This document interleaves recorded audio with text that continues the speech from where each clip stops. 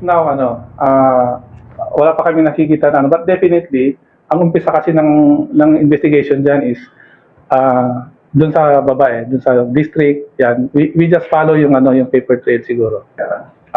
Hindi natin masabi pa sa ngayon. Ano pong question? Yung sinuro yung mga makakasuhan sir, wala pa ng report sir. It will depend on the evidence, no? Kung anong ebidensyang meron kami makukuha, di syempre sila yung mailalagay doon sa aming referral as persons who may be responsible. So, gaya nung dating, like the first referral that we filed before the ombudsman. It will be evidence-based. Yan ang sinasabi natin dyan na problema kapag ayaw nyong i-live stream ang inyong investigasyon, di ba? So kung sila pala tatanungin, parang wala pang personalidad. Yes. Wala pa silang ebidensyang nakukuha. Paano nga kayo magkakaroon ng ebidensya? Tinago nyo yung hearing ninyo. Sinabi ni Mayor Magalong. Meron ba siya sinabi ngayon? Kasi may interview sa kanya dyan ha? Ang sabi ni Mayor Magalong, baka ayaw talaga, di ba ang tagal nang hinahanap si Saldico? Masa abroad daw, hindi ba tayo po? Pinapauwi nga, di ba? Oo. Tapos hanggang sa nag-resign na siya, ayaw pa rin umuwi. Ang sabi ho ni Mayor Magalong, baka mismong si dating Speaker Martin Romualdez ang pumipigil na makabalik si Saldico sa Pilipinas. Ba? Paano yung teorya niya? Sabihin parang siya mismo, huwag kang bumalik. Parang gano'n. Parang gano'n. Huwag ka na muna bumalik. Bakit naman kaya gagawin ni dating Speaker Martin? Para daw walang masabing kung ano man. Kasi kung matatawag si Saldi, makapagpapaliwanag siya. Hindi naman siguro magtuturo yun kung ano man. Ewan natin. Pero bakit ganon? Ang kanya hong suhestyon, kung hindi ho matawag si Saldico dahil nasa malayong lugar. Nasa ibang bansa. Ba't hindi nyo ipatawag yung maraming mga congressman na bumubuo doon sa paggawa ng budget noong 2025 at noong mga nakaraan pa? Yung BICAM. Yung BICAM, kasi dalawa yan BICAM ng Senado, yung tagdan, yung contingent ng Kamara. Yes, At saka yung mismong mga malalapit, laging kasama ni Saldico. Di ba? Kasi imposible naman siguro na... Hindi ko kasi alam ang komposisyon niya. Parang 12 ata sa Senado, 12 rin sa Kamara. Hindi, pinangalanan ni Magalong Ha? Meron ba sa mga It doesn't necessary na kabilang ka dun sa representative ng Kamara at ng Senado. Parang ang sinasabi niya rito, hindi, ito ang grupo nila Ito lang yung main character, kumbaga. Ito yung laging magkakasama Ito yung nagkakasundo doon tungkol dyan sa budget Names na ba siya ngayon? Sabi niya, ito mga ipatawag ninyo. Kasi ginawa niya ito kasi ang sabi ng ICI, meron kasing panayam kay dating PNP Chief Rodolfo Asurin, di ba? Okay. Yun ang pumalit kay General Magalong. Yes, tama, si General Asurin ay kailan ba ito nanumpa? Kanina lang? Parang kain na lang siya. Di ba ang tagal na niyang formally. Bahagi na siya ng ICI talaga. Son? Ang sabi niya kanina, eto may GPX akala ko boses Ang sabi niya, nung tanungin, sino na ho ba Asurin ito, si Asurin ito. Okay. Sino na ba makakasuhan natin? Ang sabi niya, sa ngayon, wala pa kaming nakikitang opisyal na maaaring sampahan ng kaso. Nakikita? Wala nakita. Nakita niya ng personal o baka naman... Ibig sabihin, wala pang makakasuhan na opisyal ng gobyerno. Ba't teka? At ang sabi niya, kasi tayo from top to bottom, from bottom to pataas dito muna tayo sa mga kontraktor, tapos DPWD, tapos So sa ngayon daw, wala pang makakasuhan na opisyal na gobyerno. Sa kanyang pananaw wala pa siyang nakikita na pwedeng kasuhan. Ba? Sa kabila nung napakarami nag-investigate, wala pang... Kaya ang sabi ni... mesot naman pala. Pakinggan na lang natin. Pakinggan natin. General Asurin, sir, ano masasabi nga ninyo? Now, wala pa kami nakikita na but definitely, ang umpisa kasi ng investigation dyan is dun sa babae, dun sa district, yan. We just follow yung paper trail siguro. Hindi natin masabi pa sa ngayon.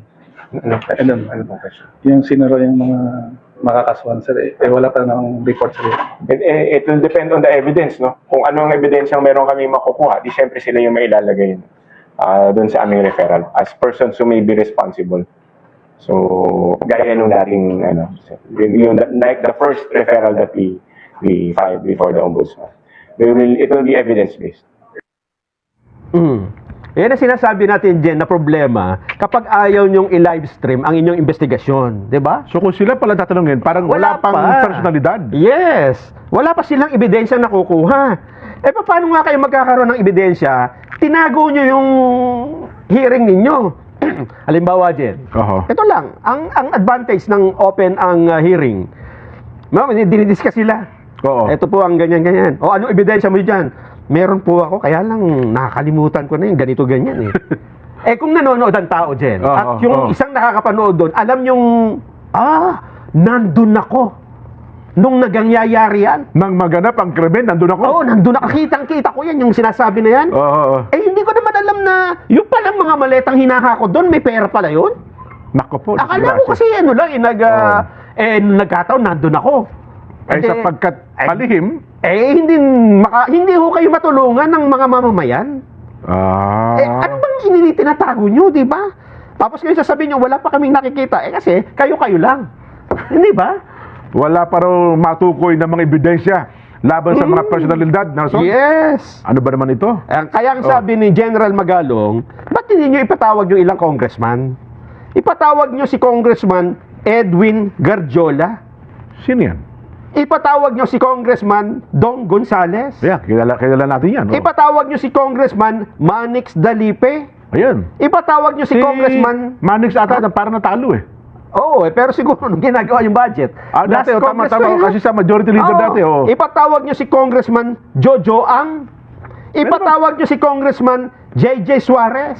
Jojo, meron ba Congressman Jojo? Hindi ko kabisado ito eh, ha? Ngayon, parang kayo kung narinig meron pang isa, yung Congressman Kimbo, yung babae. Yung Miro, yung Stella. Oo, patawag nyo. At saka yung JJ Suarez. Oo, patawag nyo yan. Yan ang maraming nalalaman, sabi ni Mayor Magalong. Hindi, mabubuting tao doon mga yan, ha? Kaya lang na tama, sila kasi yung lagi magkakasama, no? Hindi, ipatatawag lang naman. Hindi mo sinabing may kasalanan agad. Para ipaliwanag. Kasi kung hindi mo daw makita si Saldico, baka yung mga alam ni Saldico, alam din ng mga ito. Diba? Saan yung Garjola? Parang saan yung yan? Hindi ko alam yun. Hindi ko makakilala ito. Parang ngayon ko lang narinig yun. Tsaka yung Jojo Ang. Oo. Ang dating yung dating MMDA General Manager, Jojo, hindi yun ba? Hindi, Garcia yun eh. Jojo Garcia, hindi Ang nga pala yun. Yun dyan sa may San Mateo, representante ng Rizal. Yes. Sige, anyway. Dahil sa bagay na yan, Nelson, isangkot natin. Ang dapat isangkot. Isasangkot po namin sa usapan. Alam naman, ituturo mo na kung sino mastermind. Isasangkot natin sa usapan ang atin pong mga suki sa palatuntunang saganang mamamayan. Yes. Meron tayong Vox Populi ngayon dahil po sa mga sinabi na yan ni General Asurin na ngayon po ay ano ba siya ngayon? Investigator. Advisor ng ICI. At maging dito kay Executive Director Kate Osaka. Ang tanong, kumbinsido ka ba sa pahayag ng ICI na wala pa silang matukoy na opisyal ng gobyerno na dapat makasuhan sa anomalya ng flood control? Pero teka lang, di ba nung nakaraan, ano yung sinampal nilang kaso sa ombudsman? Ano ba kaso yun?